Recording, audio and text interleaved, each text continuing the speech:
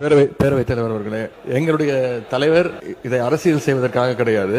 இந்த அரசு பொறுப்பேற்ற முதல் நாள்ல இருந்து சொல்வது கஜானாவை தொடச்சு வச்சுட்டு போயிட்டாங்க, கஜானால பணம் இல்லை என்பதுதான் தொடர்ந்து இவங்க வச்சிருக்கக்கூடிய குற்றச்சாட்டு. அது மட்டும் இல்ல, இவங்களோட தேர்தல் பிரச்சாரத்துல இருக்கக்கூடிய அமைச்சர்கள், சட்டமன்ற உறுப்பினர்கள், அவங்க இயக்கத்தை சேர்ந்தவங்க நிறைய பேர் சொல்லியிருக்காங்க, தொடர்ந்து இலவசமா கொடுக்குறீங்க, எல்லாத்தையும் இலவசமா கொடுக்குறீங்கன்னு இவங்க குற்றம் சாட்டிட்டு இன்னைக்கு காரை இலவசமா நீங்க கொடுக்குறீங்க. அது உங்க முதலமைச்சருடைய உரிமை. நாங்க எங்களுக்கு கார் தேவையில்லை, எங்களுடைய திராவிட முன்னேற்ற கழக உறுப்பினருக்கு கார் தேவையில்லை. யார் யாருக்கு கார் வேணுமோ நீங்க வாங்கிக்கோங்க. எங்களுடைய வேண்டுகோள் என்னன்னா, வேட்புமனு தாக்கல்ல நீங்க அஃபிடவிட்ல ஃபைல் பண்ணிருப்பீங்க, யார் யாருக்கு கார் இல்ல, எவ்வளவு சொத்து இருக்கு அப்படின்னு சொல்லிருப்பீங்க. அதுக்கு தகுந்த மாதிரி அவங்களுடைய வசதி வாய்ப்புக்கு ஏற்ற மாதிரி கார் வாங்கி கொடுங்க என்பதுதான் எங்களுடைய சஜஷன். அன்னைக்கு அனௌன்ஸ்மெண்ட் என்னன்னா, அனைத்து சட்டமன்ற உறுப்பினர் தான் அனௌன்ஸ்மெண்ட். நல்லா புரிஞ்சுங்க.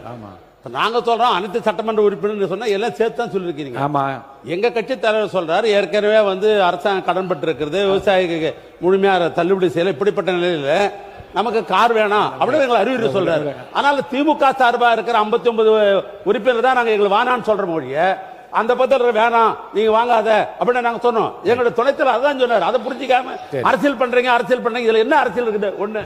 ரெண்டாவது, 59 சட்டமன்ற உறுப்பினர் வந்திருக்கிறோம், எல்லாருக்கும் வீடு கொடுத்திருக்கிறாங்க, கொடுக்க முடியாது. அரசாங்கத்துக்கு எப்பொழுதும் எதிர்கட்சி தலைவர் அந்தஸ்து இருக்கிற பொழுது அவர்கள் அமைச்சருக்கு இணையானவர்கள் என்று அமைச்சருக்கு என்னென்ன வசதியோ அந்த வசதி தராங்க. இது அரசாங்கம் போட்டிருக்கிறது. நீ நானும் பார்த்துல அது புரோட்டோகால். அது அந்த புரோட்டோகால் பரம் அரசாங்கம் தான் நீங்க கொடுத்திருக்கீங்க. அப்புறம் அரசாங்கமே கொடுத்துட்டால் குறை சொன்னா என்ன அர்த்தம்? அதுவும் தவறு. அதனால புரிஞ்சுன்னு பேசுங்க. ரெண்டாவது, நாங்க எங்களை பொறுத்த அளவுக்கு நீங்க கஞ்சாடை காட்டினால காட்டினாங்க, நாங்க ஒத்துழைக்கிறோம். ஆனா சட்டமன்றம் பெரும்பான்மையாக பிரச்சனைக்கு யாரு ஆளாகிறாங்க? அந்த பகுதியில் இருக்கிறதா பிரச்சனை எழுப்பி உங்களுக்கு ஒத்துழைக்கல. சிறுபான்மைத்துறை அமைச்சர் அவர்கள் சொன்னார், சேர்மன்லாம் தலைவர் கலைஞர் கார் கொடுத்தார். சட்டமன்ற உறுப்பினருடைய பணி வேறு, உள்ளாட்சி பிரதிநிதிகள் உள்ளாட்சியிலே தலைவராக இருக்கிறவருடைய பணி வேறு. அவங்க நேரடியா ஒவ்வொரு இடத்துக்கும் சென்று பார்க்க வேண்டும். கொஞ்சம் தயவு செய்து சொல்றேன், கொஞ்சம் கேளு தம்பி. உள்ளாட்சித்துறை அமைச்சர் கொஞ்சம் இருங்க.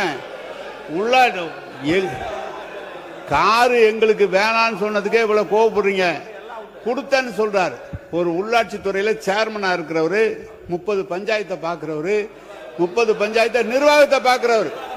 சார், செக் பவர் உங்களுக்கு இருக்கா? சட்டமன்ற உறுப்பினர் செக் பவர் இருக்கா? உள்ளாட்சி பிரதி தலைவருக்கு செக் பவர் உண்டு.